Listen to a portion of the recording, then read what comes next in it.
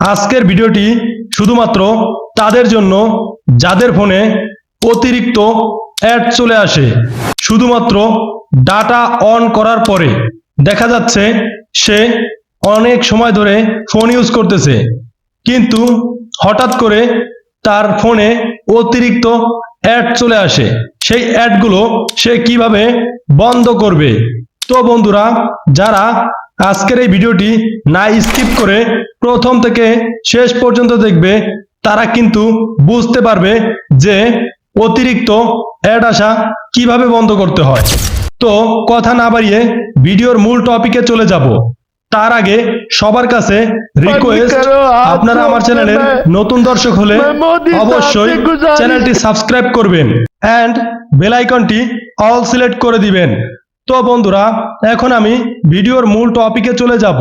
তো আপনারা অতিরিক্ত অ্যাড আসা বন্ধ করার জন্য আপনাদের ফোনের যেই সেটিংস অপশনটি রয়েছে, সেই সেটিংস অপশনটিতে আপনাকে প্রথমে চলে যেতে হবে। এন্ড এখন আমি সেটিংস অপশনে চলে যাব। সেটিংস অপশনে যাওয়ার জন্য এখান থেকে সেটিংস অপশনটি চুজ করে নিব। আপনারা কিন্তু অবাক হয়ে যাবেন আমার এই সেটিংসটি দেখার পরে। তো বন্ধুরা, এখন আমি সেটিংসে ক্লিক করে দিব। ক্লিক করে দেওয়ার পরে দেখতে পারবেন অনেকগুলো ইন্টারফেস চলে আসবে। এখান থেকে আমি স্ক্রল করে নিচে যাব, বা এখানে দেখতে পারবেন লেখা রয়েছে কানেক্টিং অ্যান্ড শেয়ারিং, সেখানে ক্লিক করে দিব। দেওয়ার পরে এখান থেকে দেখতে পারবেন প্রাইভেট ডিএনএস, প্রাইভেট ডিএনএস এ ক্লিক করে দিব। দেওয়ার পরে এখান থেকে দেখতে পারতেছেন স্পেসিফিক ডিএনএস, নিচে লাস্ট যে অপশনটি রয়েছে সেটা সিলেক্ট করে দিব।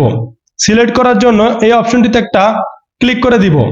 দেওয়ার পরে এখানে আমাকে কিছু লিখতে হবে, তো আমি সেটাকে কপি করে রেখেছি, এখানে পেস্ট করে দিব।